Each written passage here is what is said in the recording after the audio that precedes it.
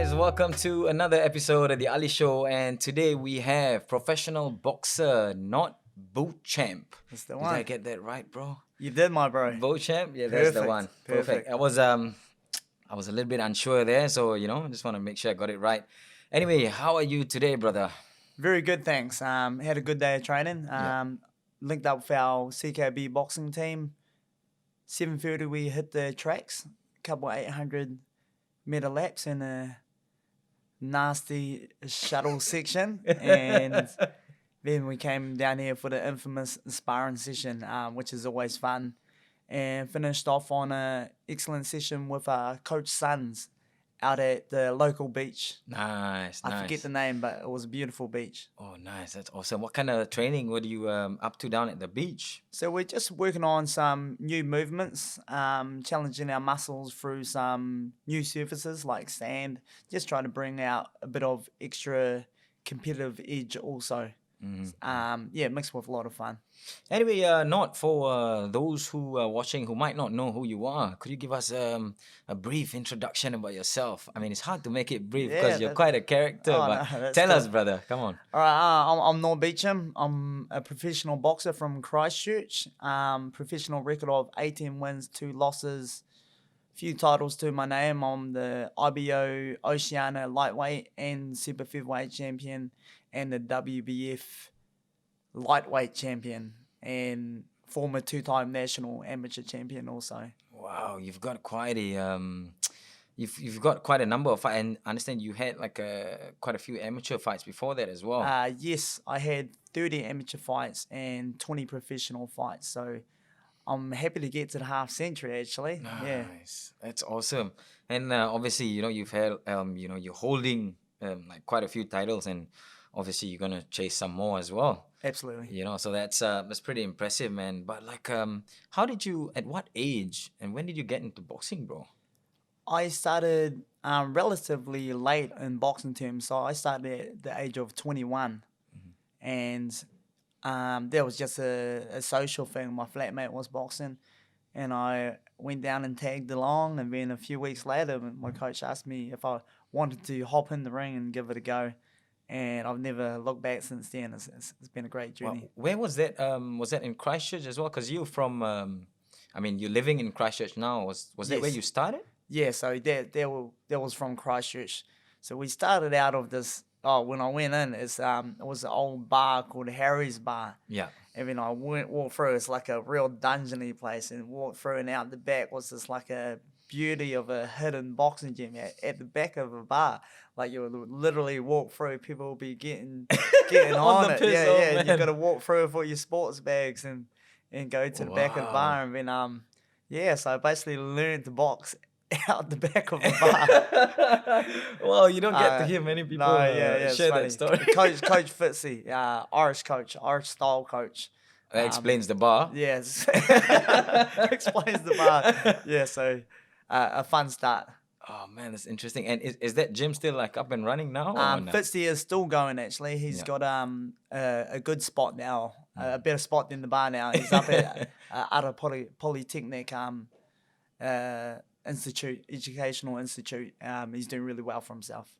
I see. So, I mean, it's relatively late start at 21, and you've obviously, even though it started then, you've still accomplished like quite a few stuff. So, technically, you kind of put that, you kind of prove that saying wrong where, people say that you've got to start early, you got to start young, but it doesn't really matter what age you start. No, absolutely. Like it's a hoodoo.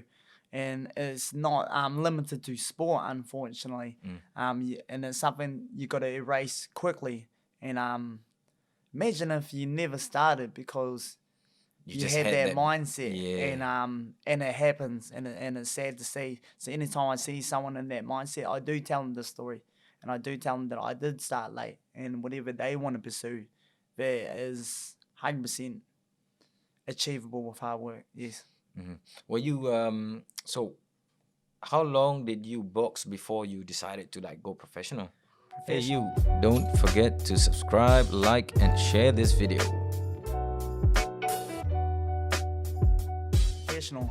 Okay, so I wanted to box for 1 year or have 10 fights. I was like, yeah, I'll box 10 fights. I'm going to turn pro. after I had 10 fights, I was like, oh no, I need more development. I was lucky enough to get put into the New Zealand amateur team from my 8th fight. So that helped accelerate my education in boxing. With some tough fights over in Aussie, but I'm very grateful for it now. It was a fast, rapid rise for the amateurs. It was like grueling training. Yeah, it was. And was that in Christchurch as well? Or? So yeah, I started in Christchurch. We went 8-0, and then we went to New Zealand Golden Gloves. And after 8 fights, you're in the open. So I went 8 fights, and then my 9th fight was against a New Zealand champion. His name, 3-time New Zealand champion. His name was Angus Donaldson. He had 82 fights. I was like, oh man, we jumping from this to that. Oh yeah. wow! And I actually lost that fight. It was my first loss. But in the mail later that week came an invitation for New Zealand development team. So there was a win in that loss, and it was kind of like the next step. So yeah, I was pretty wrapped after that. That's pretty cool. You know, when you're telling me about this story about fighting, you know, you were 8 fights fighting with someone who had like 82 fights. Yeah. It kind of reminds me of I don't know if you've heard Teddy Atlas tell the story of how back in the day, how they get sparring or like fights. They'll bring the boys to the Bronx and to the smokers. Yeah. And everybody would lie. All the trainers would lie about how many fights their boys have had. Boys have had, yeah, and like they had like it was quite funny. Like if it's anywhere from, if it's no fights, it means it's somewhere under 30 fights or something like that. If they said 3 or 4, basically they've had more than 40 fights. Yeah. And that was a cracker. And like even when they brought Mike Tyson over, and I think he was at that time he was 13 years old. Yeah. Nobody believed. Everybody thought he was just talking rubbish when he said he was 13. So they said that he's got to be at least 16. Yes. Because nobody wanted to fight. So in the end he said, yeah, okay, he's 16. Just to get him a fight. Yeah, it's crazy because like he was built like a tank. Bro, at that age. Like, I wouldn't want to fight 13-year-old him, to be honest. Like, yeah, jeez. He was just built different, man. Crazy. But so you jumped on the New Zealand development team. Yes. And that was based out of Christchurch, or was that? No, so what happened? The Golden Gloves were up north. We came runner-up, and then we got put into the New Zealand development team and got sent to Australia for a month to the AIS, Australian Institute of Sport in Canberra. It was a good team. It was Joseph Parker, who else? Reese Papuni. These are all accomplished boxers now. Bowen Morgan. Nathan McEwen, all the top fighters that became good pros now, and it's quite buzzy to see because we're just a bunch of kids not knowing what we're up to really. Like I watched the video back, and we're just like they were teaching us. The Aussies were so more advanced because they got to live there.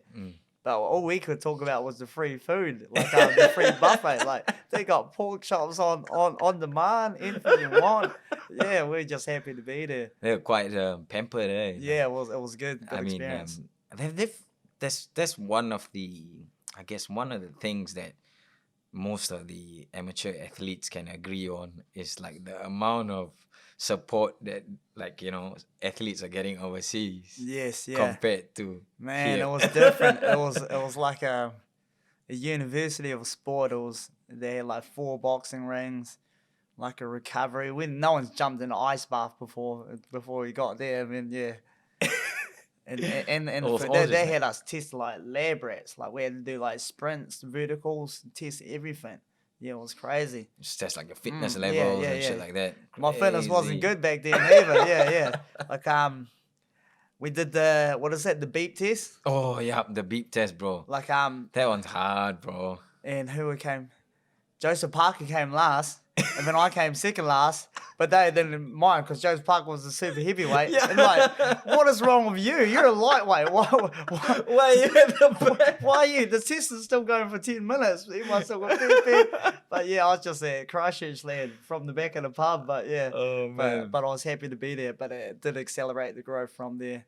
So I mean, in your days, not only the amateur days, but like professional boxing as well, you've traveled quite a bit. You've fought in quite a few places. Yes. Can you tell us about some of the places that you've been? So amateur wise, the furthest I went was to India for the Commonwealth Champs in New Delhi for I think 2010. That was a great experience. Bro, My that's like 10 years ago. That's yeah, a 10 wee while years back, a guy. while back now. Yeah, crikey, far out. You think about it now, Yeah, I it's know, like, that's yeah. 10. I'm like, you casually saying Yeah, 2010. yeah, I was like, bro, that's jeez. like. Damn, it's gone quick. And then my main fights have been over in Australia for the professional scene. I was dipped to go to Asia a wee bit, or assigned to Ringstar Asia before it didn't eventuate. So unfortunately, couldn't go to Asia because going to Thailand, back to my hometown, was one of my dreams to do. But I'll do that later. I'll still get that one. Let's get into that, bro. Talk about your heritage a little bit. So were you born in Thailand or? Yes, I was born in Thailand, moved over here when I was 2 years old to South Canterbury, the hardworking farms of South Canterbury. I was basically, my life makes no sense. It's random. I was raised as a farmer, a sheep farmer in the South Canterbury until I was about 10. Then I went back to Thailand, discovered my family and all that. Which part of Thailand were you? We're from northeast. It's called Nakhon Ratchasima. That's a long name. Yeah. Oh, there's a shorter name. We'll call it Kolat. Kolat, okay. There's a shorter name. So yeah, northeast, Kolat. So we're from up there. A lot of my family's still up there. So we go back and visit. But yeah, mainly based in New Zealand now. So like basically your parents were the first ones to come here, or was it your grandparents? My parents. Yeah. Yeah, it's like I think the interesting one is like in Thailand, because I used to spend some time in Nakhon Si Thammarat. Oh, no lies. Yeah, because dope. we used to work. I used to work offshore, and that was where we'd always go to first. Yeah. Before we flew out to all the rigs over there. Oh, nice. You miss it. Yeah, Good spot. bro, it's good, man. Like it's good space. It was not like I mean, I've been to like Bangkok, Phuket, and all that. And it was normal for me. Like I've been there so many times. Yeah. But when I went to Nakhon, you got to see like a different side. Definitely. Yeah. Always preach on that. I say if you go to Thailand, just go to a normal Thai city. Don't go to a touristy one because you're just gonna get salted. It's different, Yes. Yeah. It's Everyone's different. got signs with the, Yeah. I don't dig it. I like the little towns. Like the the small spots. further up rural areas, and like you just experience it differently. Yeah, absolutely. And I feel like in some ways the people are a little bit different as well. Yeah. Like how they treat tourists as well. It's Absolutely. a little bit different. You're right. A lot more genuine. Yeah, definitely. I think that was what I realized when I was in Nakhon. And but yeah, it was a beautiful place, man. And like food, bro. Talk about food and can't get any better than that. Like street food. And like one of the things when I was younger, like I wasn't a very how do we put it? I didn't really like to try new things. With food, especially with food. So I was always wary. But when I started traveling, and one of the ones that really made me change my whole mindset and my eating habits and stuff was when I went to Thailand, bro. Yeah. And with my mates and all that, and be like, you should try this, that, and I was like, oh yeah, I'll try this. Oh, that's not too bad. Try that. Oh yeah, that's not good. too bad. A lot of food to try. Yeah, bro, and it's like a huge mix of like everything, bro. Yeah. So it's like all kinds. What's your favorite Thai meal? Let's see. I mean, you have the normal pad Thai and stuff like that. Yeah. But I'm quite a sweet tooth, bro. Yeah. So I'm gonna have to say it was those pancake stuff that they did on the side of the Oh road. man, yeah. Don't get me started on that. Yeah, Bro, you're gonna make me hungry. it's not like a real dish, bro. But to me, that was like, bro, that was the best. Yeah, no. The ones that I had in Thai, that was the best, bro. So it's like the banana Nutella pancake stuff, and it's like they wrap it over. Oh yeah, and then they put the milk as well. I was like, all the sweet condensed milk on it. They got that on everything. It's good Bro, stuff. It's that's good stuff. It's good. dangerous stuff, but it's good stuff. Yeah, bro. At least I think I gotta have that like twice a day, bro. one in the afternoon and one in the evening, bro. Yeah. You'd have your meal, bro. So you'd have like a huge meal. Yeah. And it was so cheap, bro. Like good food at like crazy cheap prices. Yeah, that was so awesome. They got that here, right?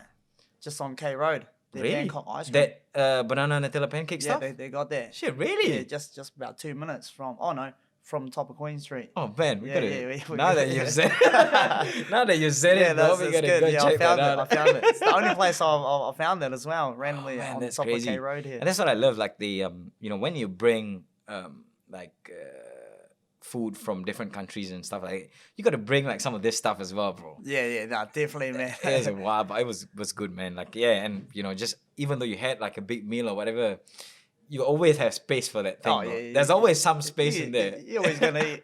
You're always gonna eat that. Yeah.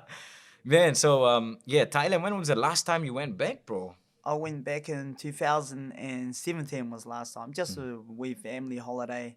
I was planning to go back this year, but yeah, we know about this year, don't we? So Yo, this is wild, man. How's it been? How's it been for you, bro? Being like, you know, obviously it's affected you in more ways than one, because you not only a professional fighter, you can't fight on shows or whatever, but Yeah. you actually run a gym as well in Christchurch, Champ Nation Boxing. Yeah, is it? that's the one.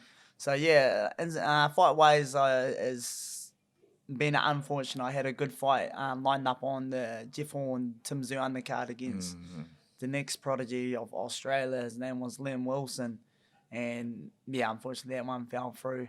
But the gym's not too bad now. Like originally there was a bit of a fear, a hoodoo on group fitness because no one really understood the virus that much. But with more education on the virus, the fear subsided, and a lot more people started coming back. And that mixed with being locked up in your house for a month, also. Bro, helped. yeah. You guys got the double lockdown though. So Yeah, we, but we didn't get double lockdown.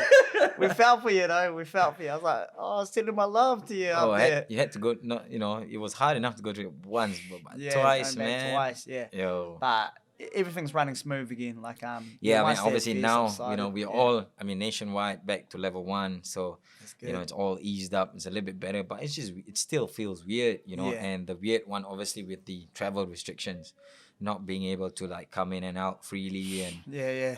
that restrictions and getting, you know, having that forced quarantine, like, you know, how the boys have been going out for fights, coming back. Yeah. And every time they come Man, back, they've gotta got to, quarantine yeah, for you 2 have weeks 2 weeks. And the coaching team and everyone. It drives you nuts because imagine you've just finished the fight. Yeah. Right? You want to give, you know, win, loss, whatever. You want to celebrate with your family and your Yeah, friends. there's got to be hard days, man. You we come gotta- back, you're on home soil, but you're stuck. But you start. You gotta commend. You gotta commend these boys, man. crazy, Absolute bro. sacrifice and their family sacrifice as well. Like the wives holding down the house. Like these It's boys not are kicking easy. back. They're in a hotel, but someone's holding down the house as well. That's got to be hard as well. Yeah, So man. sacrifice across the board, exceptional from the CKB team. I think they've done the best in the world out of any athletes. Definitely. Best gym in the world, Best apparently. gym in the world, yes. Yeah, man. Easy work. Yeah. Easy work. Talking about like going back to Thailand. So when was the first time you brought your kids back? So you're obviously father Oh, of yes. Yeah. 2, 3 kids. 1, 2, 3, 4. We've got 4 children, me and my wife, wow. between us. That's yeah, what the yeah. recent was the 4th one. Congratulations Yeah, on your cheers. Thanks, brother. recent child. She's the only one, that new one, Mania. She's the only one that hasn't been back due to all the lockdown. But normally when we get a new baby, we would like to bring her Yeah, back and definitely. show the family and everything. Yeah, let but the everyone's family meet been the back baby, a few eh? times. And they'll definitely be looking forward to like Yeah. meet your kids, you know, like it's But I want to bring the kids back as teenagers as well, so they can explore it and see it a wee bit different as do you well. reckon you'd want to bring them back and like live there for like maybe 1-2 years or something like that, That just wouldn't to be bad. experience the Maybe a life few for them? months. Maybe a few months. Yeah. But yeah, remember they ain't got money, so it's like bringing a broke mate, like bringing a broke best friend over. But yeah. But I mean, like you know, expenses wise, might not be as like, much of it. Thailand's probably the best place to go expense wise. Like everything's cheap, accommodation and food and whatnot. But Yeah, our most- plan was to go back and do a wee bit. And with the son boxing as well, he wanted to box in Thailand as well. But yeah, unfortunately, we just put that on pause. But just like the rest of the world, you know, we just keep building blocks and wait till we can go. It's interesting as well. Like for someone who you know has a Thai heritage, and like jump into boxing, you'll be thinking that, you know, naturally when you think about it, usually the Thai guys will be the base and the core will be Thai boxing, Thai Yes, kickboxing, yeah. Muay Thai, and like so does it? Do you get it quite often? Like when you tell someone you're a fighter, Yeah. for example, they say, "Oh, what do you do? Muay I, Thai?" I, I get it most from my Thai family because I'm actually from a big Muay Thai family Oh, really? in the northeast. Yeah, all Oh, my man. dads, my uncles, they all religiously fight Muay Thai. They probably had like 200 Muay Thai fights each. Oh, it's crazy, eh? They'll be like, They "Hey, fight what's like wrong with every you? What day. you not know how to kick? What's wrong with you down there? Come on." What are you doing with your legs, man? Why I not know. putting it to use? Yeah. Lift your legs up. Lift your legs up. I'm like, oh, I like my legs where they are, so Yeah. I'll stick with boxing. Yeah, and that's one of the funny ones is like, what I usually tell some of the guys is like, man, you take some punches in the head, but I don't want to get kicked in the Yeah, head. no, yeah, exactly. I don't want to be limping around. Yeah, did you see the recent fight highlight of the guy in the UFC where he did the spinning back kick and knocked the guy out? Yeah, straight out of a Tekken movie. Horang used to do that. I know the move exactly. You hit circle X, bop bop, man, and he hit the circle X on him. Oh And shit, bro. slept him. Yeah. Knocked him out. Knocked him Cool, out. bro. Beautiful. Yeah, that was Beautiful, wild, beautiful. man. Like, fuck, I think there's a whole different game to like, getting kicked in the head, eh? Yeah. So maybe not a risk. No, I don't want someone's foot in my face. Like, that's disrespectful, man. Thais don't like foots in the face, man. I'm good. I don't mind the punches, but yeah. So when you obviously when you started like boxing and all that, was your dad like giving you crap for it? I was like, why do you want to learn Muay Thai, son? Yeah, I know. I actually dove into Muay Thai a wee bit, or kickboxing, and I enjoyed it. But back when I started, it wasn't as big down in Christchurch, so the platform to actually fight wasn't there so much, unfortunately. So that's how I turned to amateur boxing. I went and had one kickboxing fight, and I won that fight. Oh, nice. I threw one kick and I almost fell over. So I just went Hulk crazy, left, right hooks, and went back to my boxing jeans and got the job done with the hands. But yeah. But I came out acting. I came out with the moncorn and the arm wraps and everything. Yeah. Like, bop, bop, bop. Yeah. I was just waiting until I could get close enough. And then I just switched back to boxing and it worked. I tricked them too.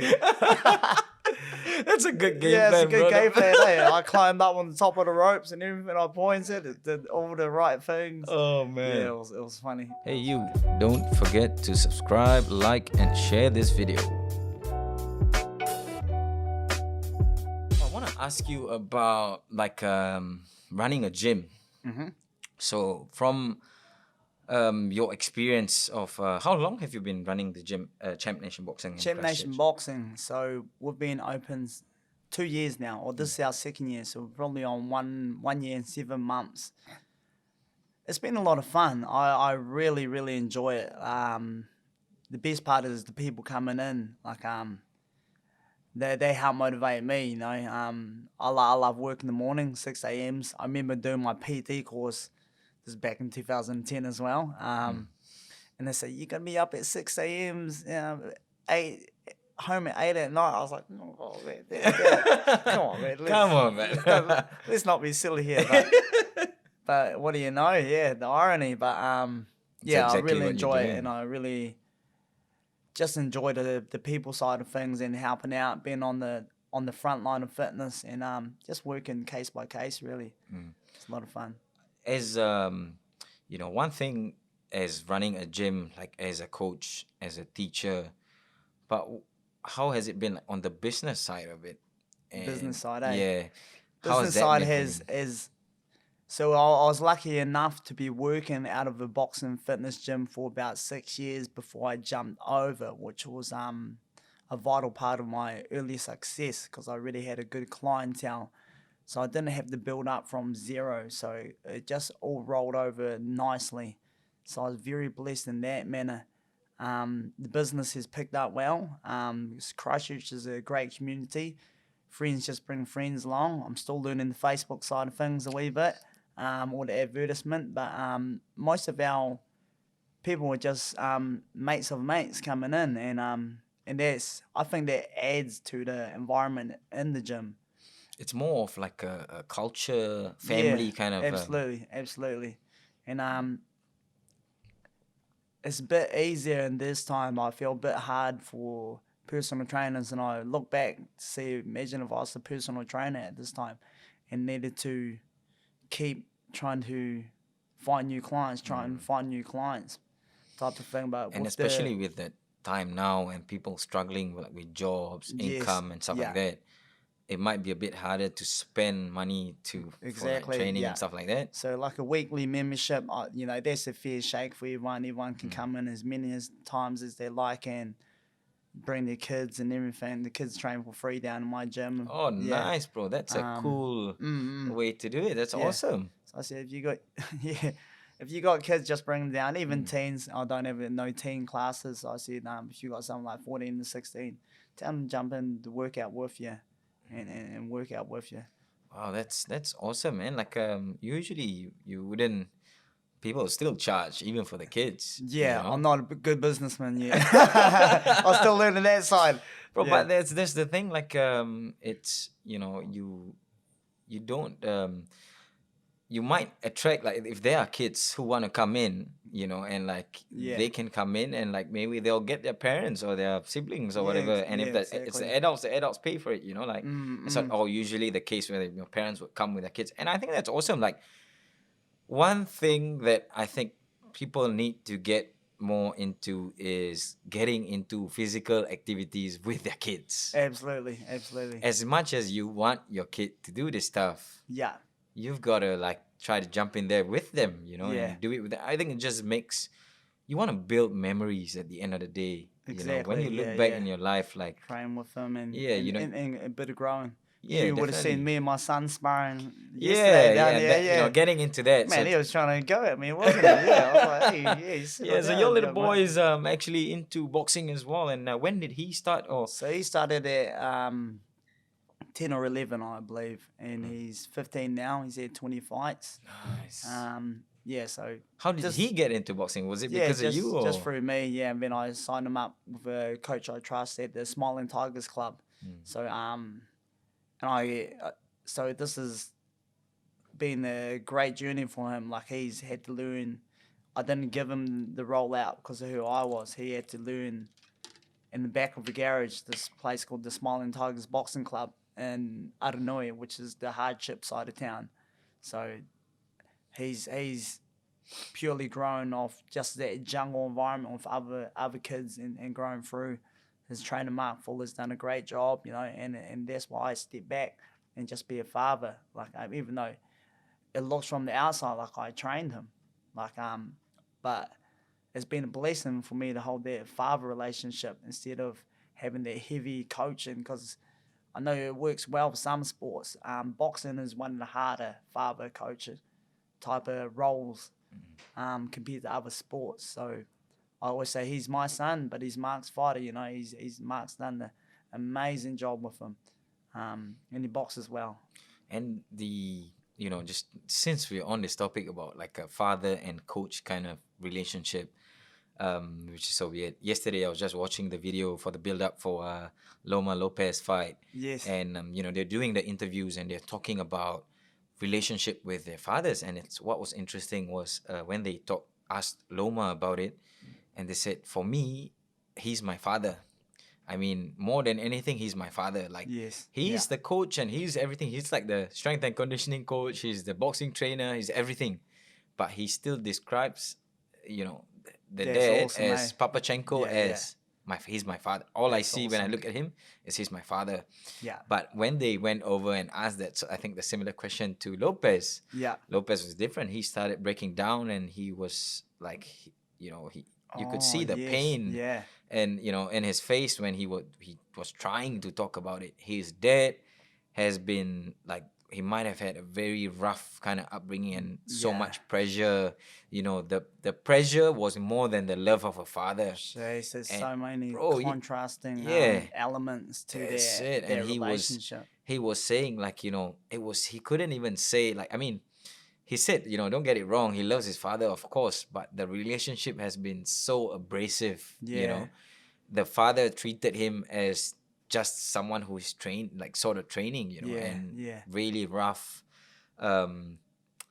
I think wasn't holding back anything, and like always constantly pushing, and Yeah. like it's rough, bro. You know, as It much can as be very rough, you eh? want to have a coach and trainer who's like that, you know, Yeah. if you're the father, you can't really be too harsh. Exactly. And if you do, you can it can affect the relationship, unfortunately. Yeah, and Like, unfortunately, that's what has happened in that in case. that case, eh? But for him, he was saying, you know, he wanted to go away from that kind of mentality and that way that his dad does it, Yeah. and he obviously wants to do it differently with the relationship that he has or Yeah. is going to have with his kids or Towards kid, whatsoever. eh? Yeah. Yeah, but I mean, at least there's a change there, but it affects people, bro. Like It can. Yeah. you know, if you people who have like It's a a rough, hard gig, man. yeah, to be having a father rough, coach. yeah, Like, having a rough relationship with your dad. Who's the other interesting one would be the case of Roy Jones Jr.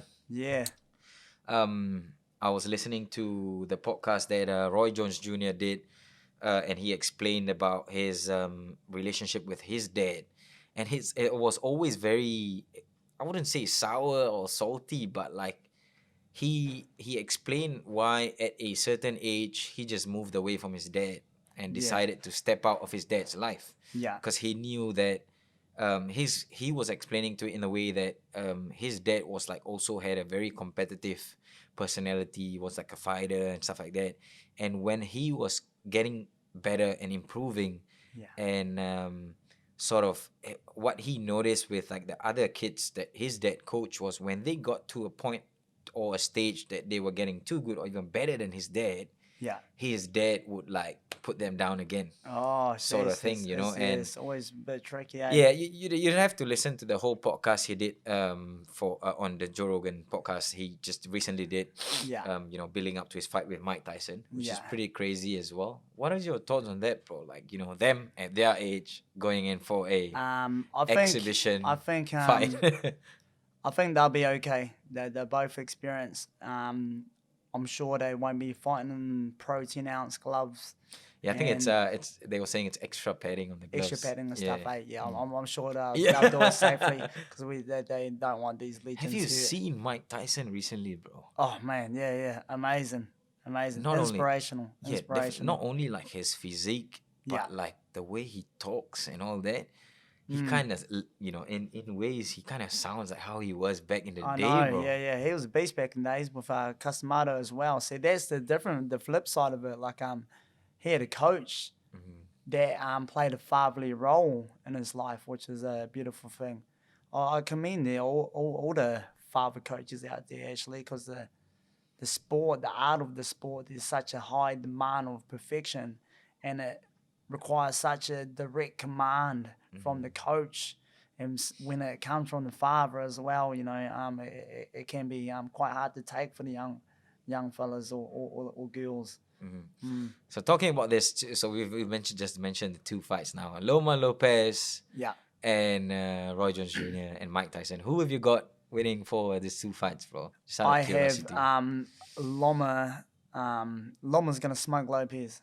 Yeah, I'm gonna say that.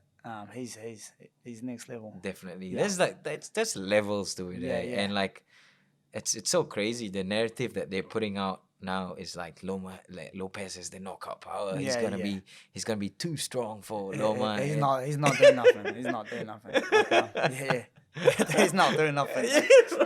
No disrespect to Lopez. Yeah, no I mean, disrespect. no disrespect to him. I'm sure he has power. I'm sure, you know. Yeah. And obviously, you don't become a world, you know, you don't become a Exactly. world champion, you know, if And, you're and not power good. counts, size counts, speed counts. But at the end of the day, boxing is king in that ring. And It's the Loma's the better IQ, boxer. Yeah. The style, See, the all that- footwork, the that- speed. That's gonna last And all just the that way whole- through the round whole 1 mix. to 12. Yeah. And she's there's gonna be a lot to handle.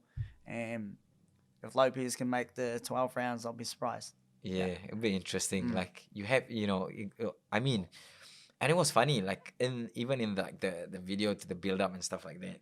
It might be real, might not be. What really got my attention was the fact that they just said straight out, they going into the fight, we're just gonna back him up and rush him. We're gonna push him and like It doesn't work that way. It doesn't work the way it can. if they're on similar levels. But yeah, oh man, it does. The- That's what Costa said about Izzy. look what happened there, right? Look what happened to him. Gone back up nothing. Yeah, you say, oh, it's gonna be too much power for Izzy. Yeah, he ended up with his back up, hey, and then we know what happened after that. Getting raw dog. That was a while, Yeah, man. so Fuck, I enjoyed it's not that fight, simple. bro. Man, I that was fucking good. enjoyed it. That's Bro. It was good. awesome, man. Yeah. It's crazy. Beautiful to Yeah, watch. and like the even weirder one was like at a high level of the sport, in I would say that you need to study your opponent a little bit. Like even if you don't want to like go too deep Yeah. into it, Yeah. if yourself, you've got to have somebody to Exactly, analyze the guy, see his strengths, weaknesses, and like figure out everything. Yeah. You want to know. You can't go to war. Yeah, you probably, you want to have a quick look, but you want your coach to have a deep look, real deep look. Eugene's the best at that. Definitely, and Like, I was gonna go home on Monday. He's like, you go home on Tuesday. I was like, yes. Go home on Tuesday. yeah, Tuesday it is. Tuesday it is. Like, but he's oh man, I got so much trust in that guy. He's probably broken my opponent's style down, and then we've been drilling about it. Yeah, it's a big tactical game. So when did you actually make that move to do your? So obviously you don't like train full time, but you do your training camps. Yeah. At City Kickboxing. When did that come about? So I've been coming up to CKB since 2015, at the old spot. Just working and upskilling, and yeah, the more we connected, the more I kept learning, and I just knew this was the place, and I knew this was the growth I needed to reach that next level. Because I didn't have a professional coach when I'm in Christchurch. I just turned pro, and then my gym mates were cornering me, type of thing. And then I was just traveling around learning bits and pieces from everywhere. I would come up and see Lolo. I'd come up and see my old New Zealand amateur teammates, and just keep picking parts from everyone.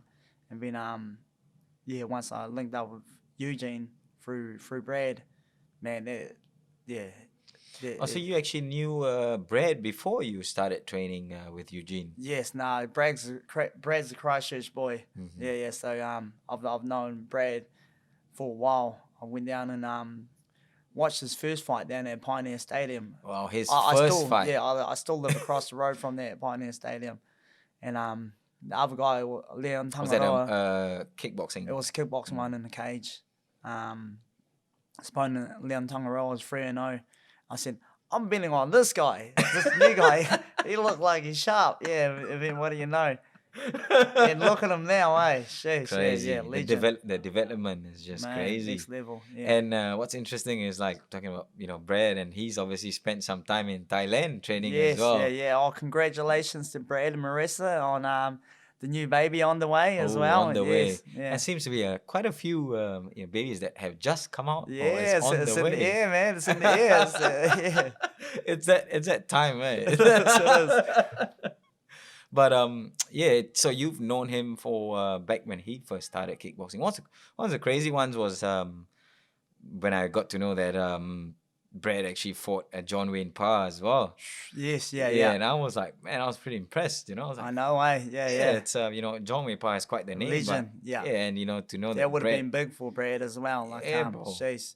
great. Because every sport has these certain level of living legends, and that are still fighting, and to get in with one would just been amazing. Yeah. I want to get a little bit into about living in Christchurch. How has that been for you? So you've pretty much most parts of your life lived in Christchurch. Yeah. Like what is it like? How do you fare living in Yeah. Christchurch compared to like other parts? Christchurch is the best city in the world. It's amazing. Like the setup of it. You're never 20 minutes away from anything. We got hills, we got the beach, we got a nice cozy city, and it's just a real chill vibe. Everything's nice and clean. It's not so many hills like in Auckland. Man, I was getting frustrated driving around here. I was driving here and I got stuck at the bottom of Queen Street. Man, I was like, how am I even here? But yeah, I love the ease of Christchurch and the easygoing life of Christchurch. How was that? you were there obviously when the earthquake happened. Yes. Were you affected, badly affected during Yeah, I that think time? everyone was. I just got my new job as a personal trainer. I was taking a boxing class up in the top story of this old brick building there at Mm. City Fitness, and things just started shaking like crazy. I mean, everyone Oh. was running around, so we just obviously evacuated the building, and first thing you look for is your family. So I had my kid at the school, so I just ran and caught a ride with someone. It's like, oh, you're going this way. I need to go to my kid's school. And that's what I loved about Cantabrians. He's like, yes, hop in. And he took me right there. Then the school was all organised. All the kids were lined out on the field like lunch boxes. And then, yeah, obviously once I got my kid, I started looking for my other family. But I knew my sister worked in the Cathedral Square right in the middle of town. So I had to try to run into the middle of town. Like I didn't need to, but my instincts told me to do that. Like the police were trying to stop. You can't come in. I was like, pop, pop, pop. Take this step, take that Scream, step. scream. Yeah, Yeah. just smoking them all, mate. Yeah, yeah. Mm. But I got, and everyone was safe. Everyone was unharmed, and and we were very blessed because yeah, a lot of people were hurt and passed away in that instant, and we're still rebuilding from that. It's rebuilding beautifully now. It started very slow, but now once the city centre's up and running, it helps everything else.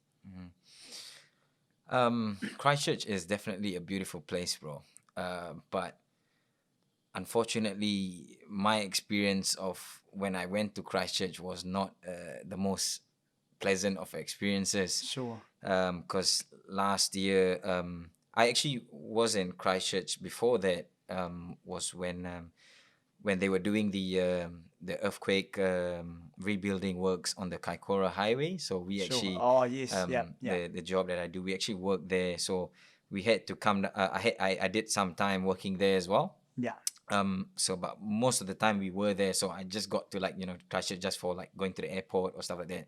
So I didn't really spend time in Christchurch. But the one where I spent a bit of time was last year after the Christchurch mosque shootings, bro. So Awful. yeah, it Yeah. was it's definitely not the like the kind of experience that Man. you want to Yeah. have. But I was actually here in the North Island, and when the mosque shootings happened, I didn't have a clue what was going on. And then when I found out about it, it was so weird. My boss actually was the first one to reach out to me, texted me, and just said that I hope you're okay. Yeah. I hope you understand that, like, you're like family here and stuff like that. So I just gave some kind words, and then later on I got to know a little bit more about what happened and stuff like that.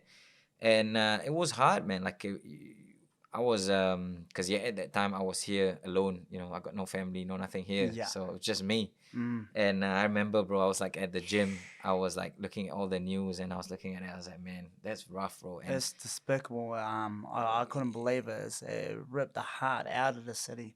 Like we it's love our Muslim community, man. it's We got yeah. so much love for everyone, And and that's the for thing someone to about come and Christchurch, like man, everybody, it's just like family, bro. for someone to come and do that, man, it was crazy. I was It, just where was I? I was picking my kid up from school, and they said all the schools are in lockdown. No one can yeah. come out. And then and then we only had like staggered information or what was happening because it was still developing. But every second was getting worse. And then I had friends, gym members, post on social media. Has anyone seen my dad? Has anyone seen my dad? Like I've been at the mosque, and I was like far out. Like it was crazy. Yeah, that was crazy, man. And like I saw the the news of what happened and all that. And I just thought to myself, bro, like, if it was me there and that happened to me, I would have wanted someone to come and help, bro. So like it was quite a hard time at that time. I didn't have a lot of savings and stuff like that. I couldn't really afford to like take time off and go. But Yeah, at the back of my mind, I just cannot stay like here, yeah. bro. So I knew. And I was like, I just told my boss, I was like, I gotta go, and Oh, I good just on flew you. out. Yeah, See, flew out to. that's what I love, man. Like the Muslim community, they were the strongest as well. Like, and they're the one who got hit directly, and but they were so strong. I'll tell you a story. Like this young boy, Aziz, from the same mosque, he was fighting the next day against my son. I was like, oh man, nah, call it off, call it off. He said, nah, I want to fight, and he turned up, man. Jeez, what a warrior, and far out, and then, oh man, I'll get lost for words of the strength of the Muslim community. It was like, you know, that's the first time ever, like, in my life, bro, experiencing something like that. And you know, it's so weird. I just don't know how to explain when you got there. And you know, when I got there, we went to the place where you know, they had the place where families and friends, people started coming and stuff like Sure. so. Yeah. I just got there and just helped out and try to manage the whole situation, talk to people, calm people down. So you see people, like, you know, I'll be honest with you, bro, for like the first 3 days when I got to, and I mean, I would say I was really blessed because when I told my boss that I actually wanted to go, he actually, like, him and his missus sorted out like my flight tickets there. Oh man, They sorted out like they had really close friends in Christchurch. They sorted out like my accommodation there, and Yeah. they said, like, we don't want you to worry about anything while you're there. Like, we will sort that out for you. If you need Man, anything that's else, just awesome, tell man. us. Yeah. But that was how, you know, how much of like a family, you know, they treated me, you know. Yeah. And but it was, yeah, when I was there, you know, just for the first few days, bro, I was lost, man. Like, I didn't even know what I was doing there, bro. Like, you just looking at everything, and there's no way to take in something everybody's that. like all over, you know. You see so much emotions and sadness and pain, and like people coming, and it's like kids coming, or like partners coming. They asking, you know, like, where's my partner, or where's my kids? And like, bro, it's why you're trying to calm these people down, like. Bro, it was hard, man. And, you know, it was just like, it went on for like days, you know. Hey, you, don't forget to subscribe, like, and share this video. Everybody's just like confused. And, you know, obviously the mosque they had to do all their investigations, right? So the mosque was closed. People can't go in. Yeah. And, it was like, I think so, it happened, you know, the incident obviously happened on a Friday, and like they only started like taking the bodies out to like the mortuaries and stuff like only on like Wednesday, or it was a few days, man, bro, you know. And families were really struggling as well, because like they wanted to not only see their loved ones, but like they wanted to give them the burial that they deserve, bro. Absolutely, man. But at the same time, crazy. the struggle was on the law side of things. They had to make sure they did it everything right, because if they, you know, there are ways that people can pay certain lawyers to, you know, and you just don't want to see this guy get away with like what he's done, you know. Man, no. And you know, I understand that frustration, but I was trying to put myself, like, you know, in the middle and not be on one. But it was hard, bro. Man, I couldn't even imagine being in that situation. And man, everyone there was, man, my heart goes out to It everyone was who's tough, bro. And like directly affected.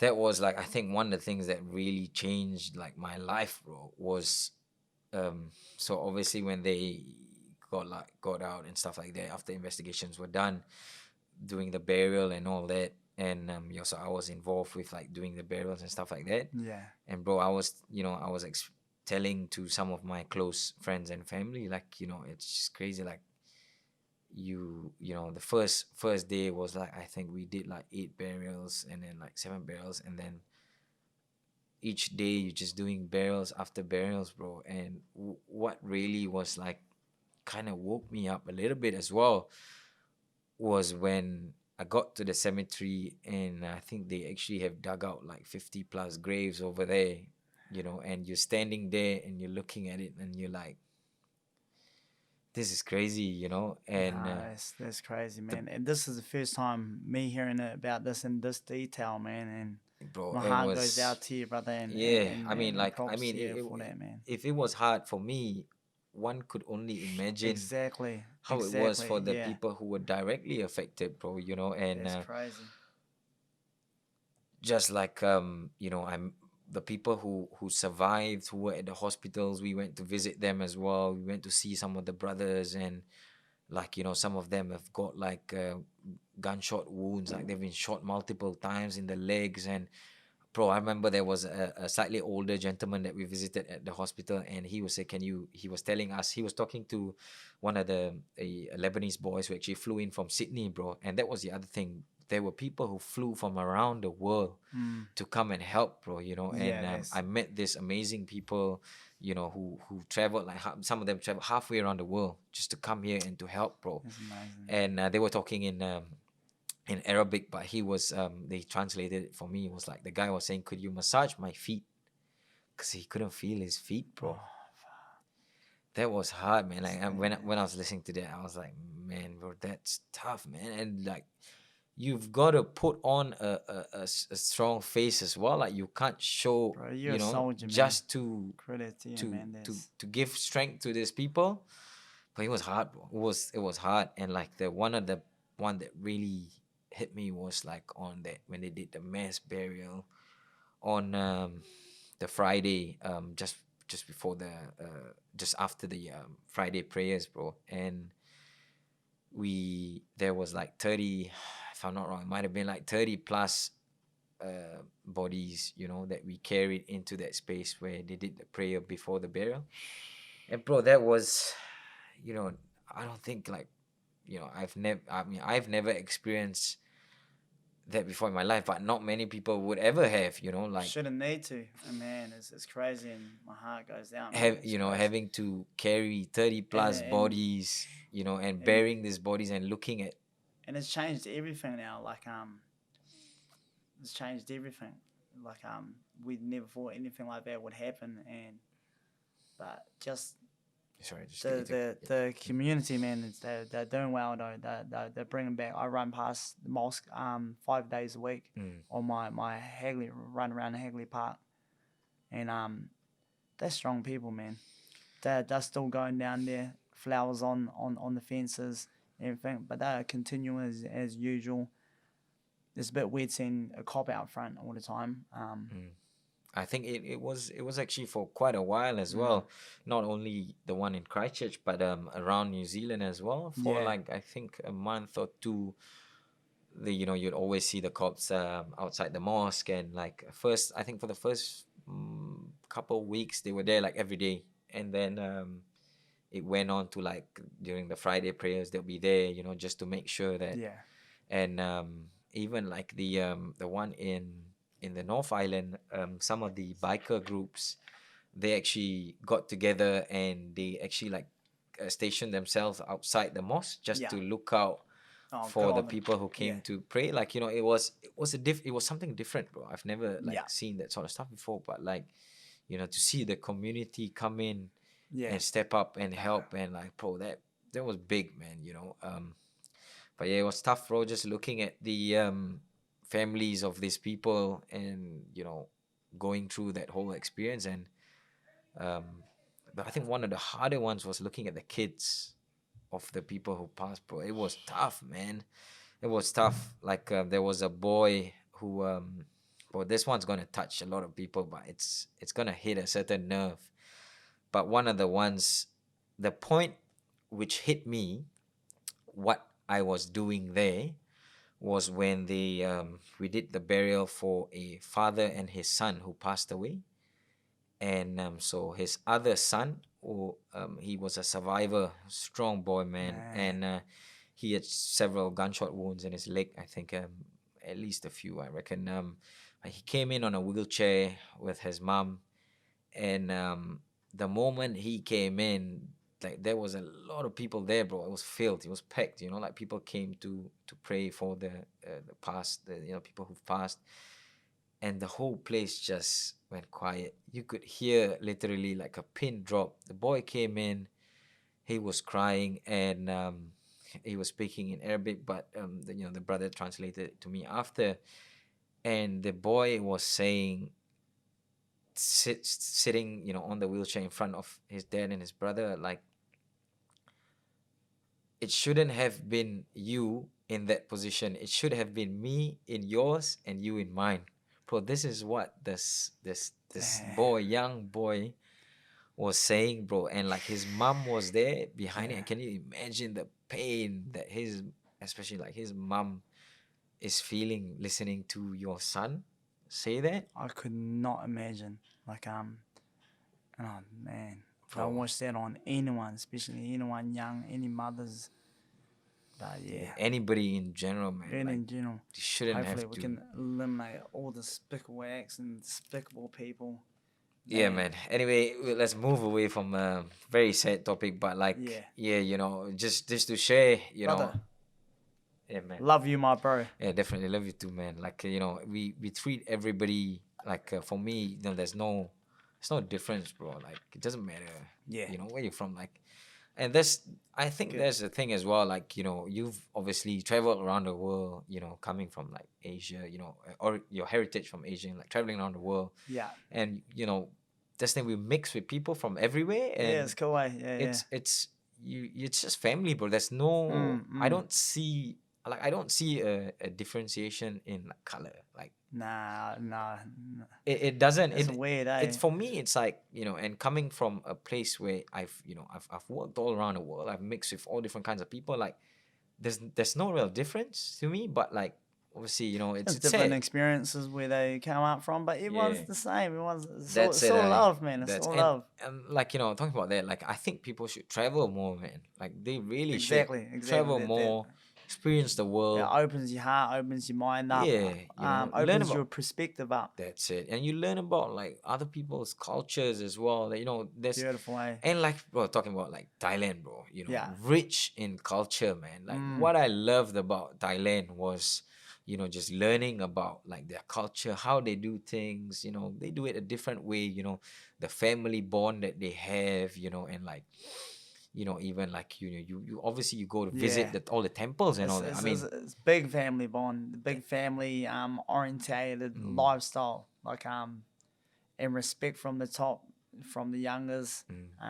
You'll see like mothers working the food stores at night and just the kids playing around there and stuff. Yeah, it's a very yeah, it's a free-flowing- normal, it's a normal free scene. flowing lifestyle, isn't it? Yeah. And even like, you know, you have like young kids who help out their parents at the Yes. shops or the Yeah, store, exactly. food It's stalls cool. or whatever, and they help Start to 'em like young, eh? prepare Start 'em food, young, and yeah. you know, But yeah, it's good. Get everyone involved. free labor, Free labor, right? Free labor. Yeah. But who doesn't want that? Yeah, eh? I know.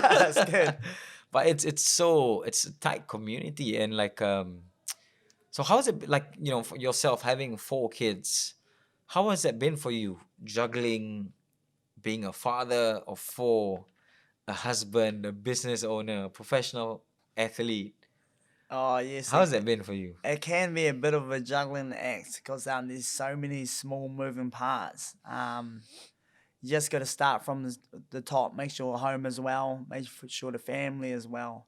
And then everything else will move a wee bit smoother. Yeah, so I'm a few things, but I'm a father and husband first and foremost, and that helps everything else run smoother. But when you're trying to break it down into little things, yeah, it can catch on top of you, and it does get on top of you. But the main thing is, you know, father, businessman, boxer, a lot of things. As long as you got no excuses, you can get through it. You can get through it. You can push through it. It's just mahi. It's just work. Definitely, yeah. I mean, you've always got to put family first. Yeah. You know, there's And I love what I'm doing, so that helps lots. Yeah. and it also helps that your kids are into it as well. Yeah. They like the boxing. They like the boxing. Which Are is all your good. kids well, not the youngest, Not but yeah, so my oldest stepdaughter and my son box. Then the other 2 are just little kids. yeah, too young. Yeah, But, too young. well, they start soon. Yeah, They start soon, who knows? So I want to ask, like, in your whole, well, I don't want to say professional career, but like life in general, what has been like, being an athlete and like fighting and all that, what has been like one of the toughest experience for you? Oh, the toughest experience is losing is always a wee bit hard, and the professional ranks, and injuries are always a wee bit hard on the professional ranks as well. And especially in boxing, In it's, boxing, having yeah, that them loss is just it's this big hoodoo, but as long as not a bad loss, it helps. Like I've never been dropped or stopped or hurt or anything in any of my fights, which I'm very thankful for. I've been outpointed twice, and that's just boxing. So you go back and learn more. So I'm very fortunate to still have my health intact, and being able to still be able to compete. Fights falling through sucks as well. I hate Yeah. that. Yeah, when you're all Just the way training prepping camp, for it and almost there, and then the fights fall through. That's frustrating. yeah, having it That's the real cancelled like, deal. you know, weeks out and having it cancelled Man, like days really out. Yeah, close to yeah. the Man, fight. that's frustrating. It's like, man, I'm putting all this work, man. Got all these abs for nothing. Yeah, yeah. I mean, like, you know, you mentally prepped yourself as well. Just having to pull out. Yeah. Then that happens. But I'm sure that's like all combat sports, unless you're at the top level, is a wee bit more secure. So jumping on the other end, what has been like the best part of Best part, best experience? honestly, it's the people I've met through the way, and mainly coaches and fighters, man, and they're lifetime friends of me now. Like yeah, it's got to easily be the people I've met on the way, all the way through the amateurs, all the way through the pros. You meet some amazing people on the same journey as you, and that beats it. All the golden belts, yeah, they're all right. I get bored of my belts in like a week, like honestly, and they're just sitting up on the shelf, like, oh, they look nice. Yeah, they look nice. Yeah, they look nice, but yeah, the lasting memories and the relationships is what I will take away from it. Nice. All right. So now on to the part where you give some wise words. So the section will be wise words from the wise man. So for people watching, listening, what would be an advice, bro, that you will give them? Sure. I like this Bruce Lee quote that I've always gone off. It's no matter who you are, no matter what you do, that dream of yours is 100% absolutely positively achievable, and that's something that stuck with me. So belief, start, go, learn, grow on the way, get started.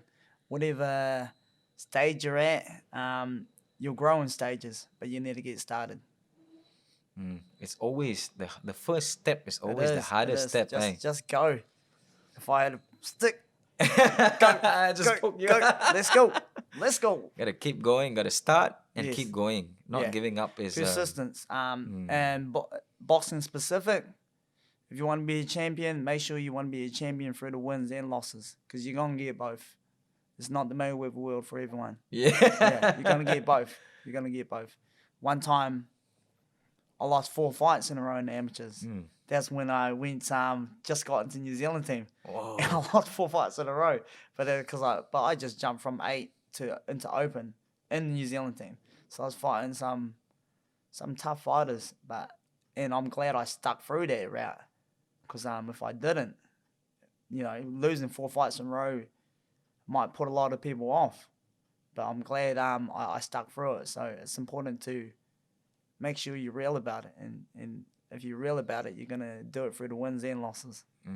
And they say that everybody can take wins, but not everyone can take losses. Yeah, I know. It's crazy. Yeah, it's crazy. Like, I mean, to talk about it and to go through it, like you'd find things out about people. Yeah. And how they take the loss and how they respond to the loss as well. Characters. Some people respond amazingly. Like some people make excuses, which is the never ever the right way to go. Like my last loss, it was Kai McKenzie. He was ranked number 2 in the world with the WBO. Dangerous fighter. I think it was 19 wins, 17 knockouts. So. And I came in injured. Like I had my torn meniscus. I fought 5 times that year, so my body was broken down.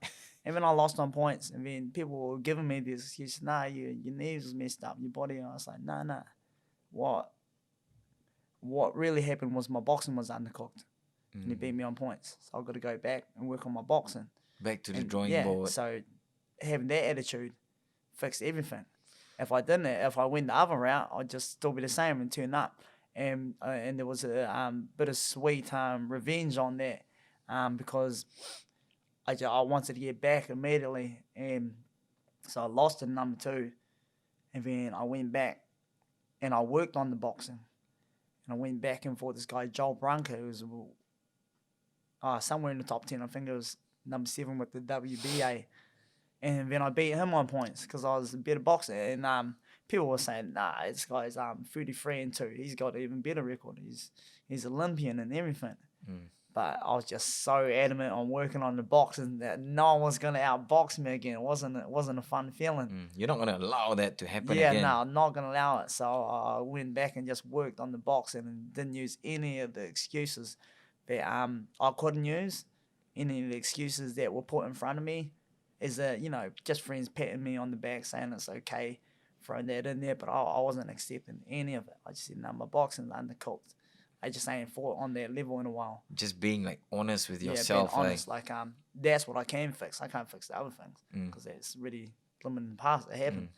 But what I can fix is get better at boxing, and I got a sweet reward out of it. Beating Joel Branca, the Olympian, which is yeah, it's quite a big Yeah, I know, achievement yeah. at that time. Bouncing back from a loss as well. exactly, yeah. So that's awesome. So let's get into your next fight. So I understand Yes. you're fighting pretty soon. Can you tell us a little bit about that? Sky City, November 13th. It'll be live on Sky TV as well. P3 Management are running that one. I've got a tough opponent. His name is Richie Hadlow. Odd character, but tough opponent. He's from our Commonwealth Games team. He was our 64 representative, so he's a bit bigger than me. So I've got to jump up a couple weight divisions for this one. So there's a What couple weight do you interest- usually fight at? 57 57. is my Oh, that's quite a weight. big jump. It's a bit of a jump, but we've got him down to about 62.5 as well from 64. So Meeting halfway. yeah, there's a bit of tactics going on both sides for that one, and both sides are very confident. Like he's a big go forward fighter, tries to knock everyone out, but he's too slow for me, Ali. He's too slow for me. Yeah. He's, same thing as when people think they can walk through good Low. systems. Yeah. It's not as easy as it seems. And we're ready. Me and you've been working hard tactically, and I've been working hard down in Christchurch, and I've been flying up here every weekend. Putting in some work in over the last few weeks as well. That's a lot of commitment right there, bro. Yeah, it takes everything. It takes everything. Being away from your families as well on the Yeah. weekends, and training, and obviously, the amount of money it costs Does, to do yeah, that yeah. travel, it's a lot of sacrifice there. It's not Lot of as easy as sacrifice. people think Yeah, it is. I know. Yeah, you got to sacrifice it all. You got to you got to go all in each time. So, sorry, what was the date for that again? November November 13th. 13. Yeah, November 13. and we also have Hemi Ahil. Hemi who's fi- Ahil is gonna Yeah, be Hemi fighting Ahil on is that. gonna be fighting Yeah, as so well. it's gonna be a great night. It's gonna be a great night. That'll be good. And so, how do people get the tickets, or how do they watch the fight? Is it on pay-per-view or something like that? It's just live on normal Sky. So if you just purchase Sky, Sky. TV Yeah. or a Sky, you don't need a decoder. You can just do it on your phone on the app as well. So over there, it would just come up to Sky City. It's going to be a dope night for CKB. Nice. And are they going to be, obviously now with the restrictions being brought down, they're going to be it's a live event, so there's going to be people who come to watch. Yes. So it's all back to normal now. Yeah. You can fill the stadium out and rumble. Ooh. And how do people who want to get tickets, how do they get tickets there? I would say go on the Your Instagram Instagram. page and click on the bio. Yeah. Yes. And people can find information over there if you want to watch Nort's fight. So they purchase their tickets there. And bro, I think we might have crossed an hour. What are we at? Hour No and lies, 10 man. minutes. Mate, Yeah, bro. That's I awesome. was man. lost in the conversation. This is dope. This is dope. Yeah, man. Anyway, Nort, thank you for taking the time out of your day, come down and do this episode with us. Appreciate it, man. And want to wish you all the best for your upcoming fight. Appreciate And we're pretty sure that you've done all the hard yards, and man, you're gonna put in the or your best on the night and what you've worked so hard for. And Yes. We're going to smoke him, Ali. yeah, Let's we personally as well, I never like to wish bad for someone, Yeah. so you know, I'm sure you guys gonna put on a good performance. Want to wish you all the best, and we're sure you're gonna do your best on the night. And we hope that both of you's whatever decision that it might be, you can walk back home to your families, and you know. Yeah, absolutely. After I Be win, healthy. I will shake his hand and wish him the best of health. Yeah, get me on that one. But yeah, I keep the same energy. Yep. And the reason why I keep the same energy, real quick, for the young people as well, I keep this energy because anything less, if I'm giving that guy anything, I'm effectively doing the first job for the opponent, which is giving him a bit of credit. When he ain't even punched me and earned it, yeah. So he got to earn it. And then I'll give him a bit more. Yeah. All right. Anyway, Nort, thank you very much. My man. Cheers, man. Love it. We'll catch up again soon, eh? Cheers, brother. Cheers, guys. Thank you for watching this episode. Don't forget to subscribe, like, and share. I'll see you on the next one.